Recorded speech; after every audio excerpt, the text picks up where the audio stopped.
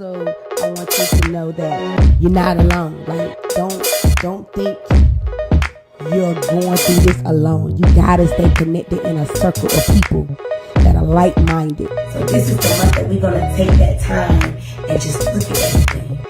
I've been motivated just from playing chess. I know that in order for me to be able to have a vision and to be able to...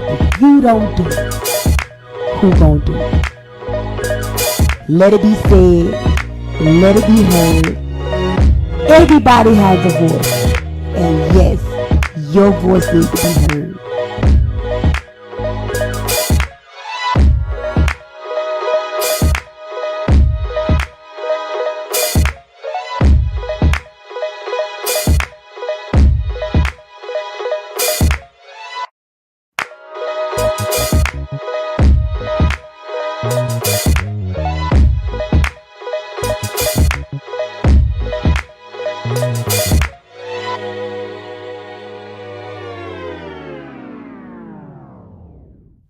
Welcome to Wisdom Wednesday. It's your girl Tanya. Come on in the room.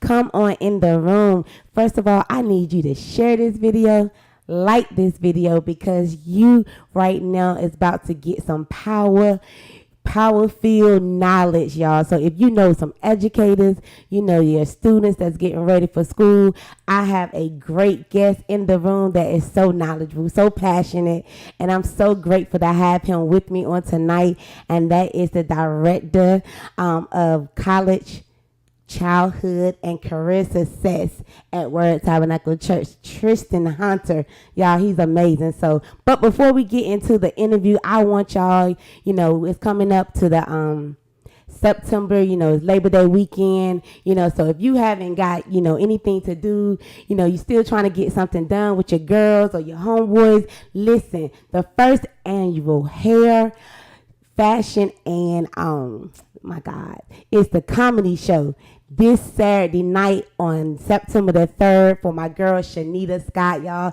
She is celebrating 25 years of doing hair. That is so amazing. Who does that? It's good to know. So you need to come out this weekend, have good fellowship, good food, get the I'm also going to be a vendor in the room, Evive Black Girl. So come support, come enjoy.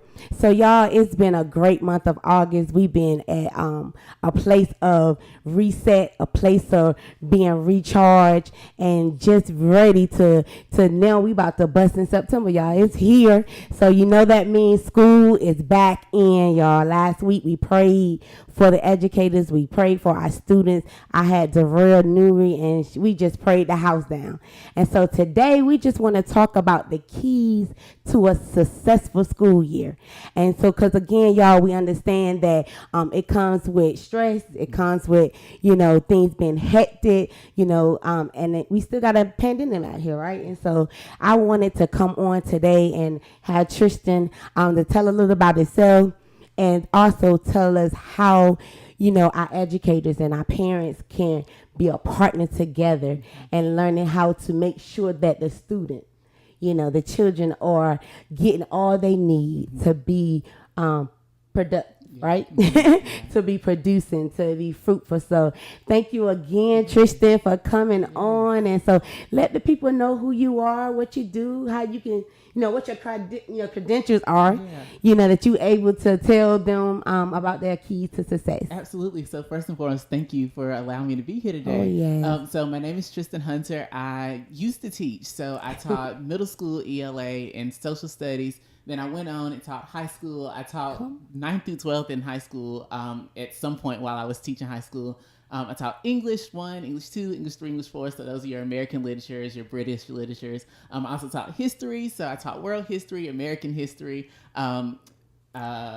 civics and economics. So all of those things. Also, while I was in the school system, I had the opportunity to be a teacher leader. I also had the opportunity to work as an instructional coach when I lived in Durham for a short period of time. Okay.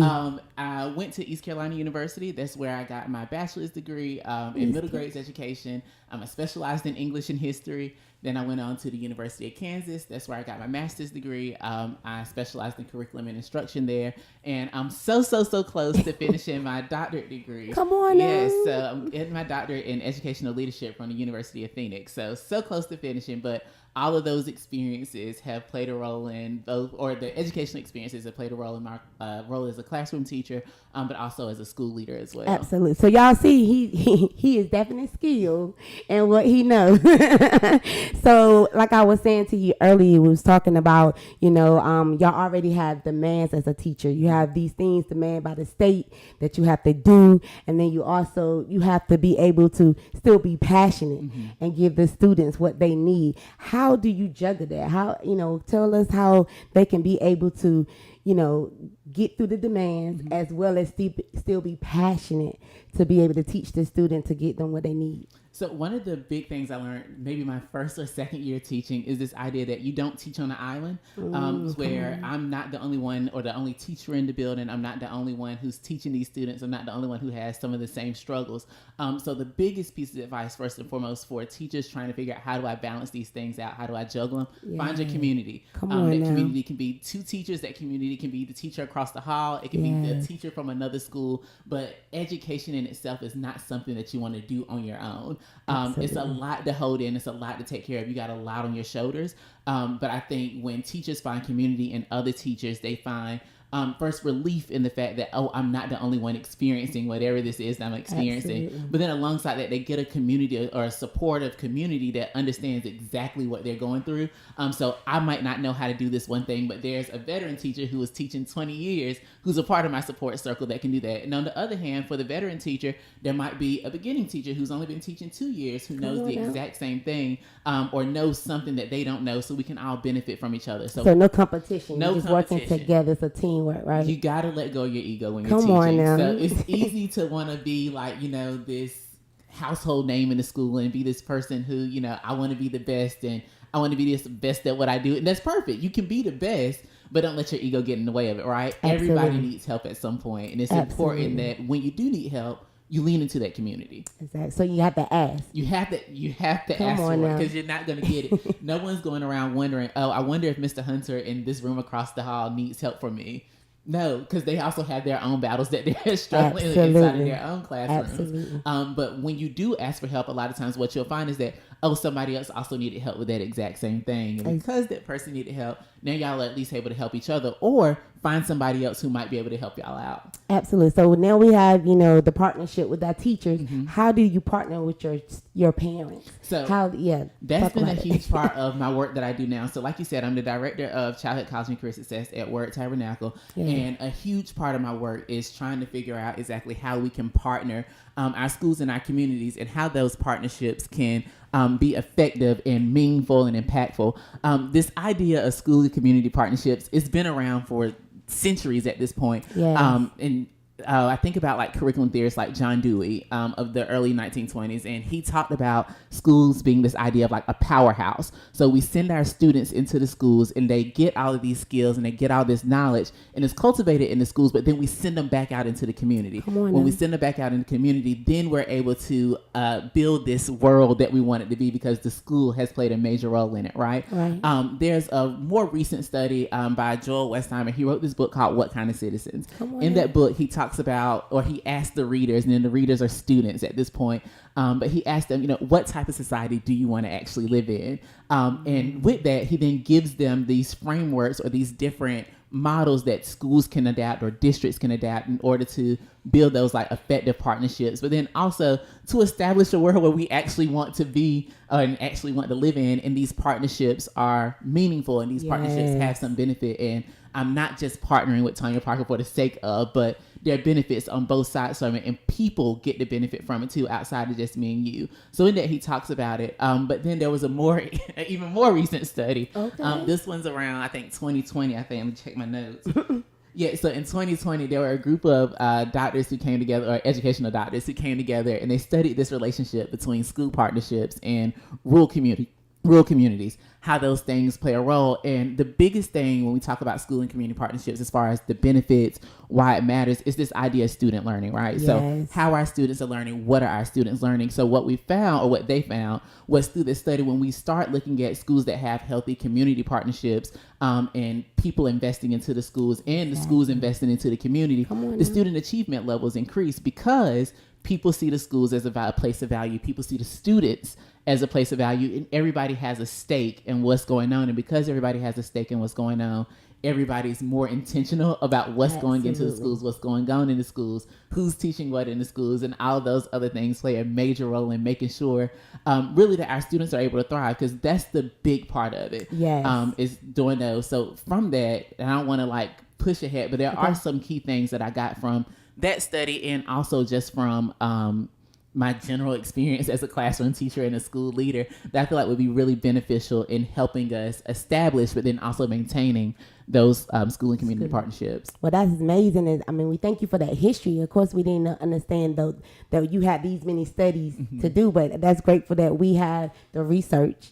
So now, because when we look at teachers and, schools, we always bashing them, or we saying y'all not doing this and you're not doing that, but we want to understand we have to speak life. We want to make sure that we are encouraging one another. We building you up. We're telling you that you are important, and then making students, looking at that I can do this as well. Right. And so you putting back in what you're giving out. Right. Absolutely. And so also let's talk about the mental, stress of being a teacher, not getting the pay that they need, because y'all, we need to push that. Yes. But how do we get, what is some little tips that they can use to help with their mental stress, and to be able to still, again, that the students don't feel that they are over, worked out, burnt out. Absolutely. So teaching is, by nature, I think, Lashab, I think we can both agree to that, right? And one of the biggest things I always emphasize, especially when working with beginning teachers, because it's really easy to come in and be like, I'm on fire, I can do everything in the world. I was one of those teachers. Okay. I was also one of those teachers that was extremely burnt out by like October of my first year teaching. But 2 months. Yeah, 2 months in. And one of the things I would always tell them is you have to effectively set your boundaries. And you have to be intentional about what boundaries you're going to set. And with setting those boundaries, you have to make sure that your boundaries are for you.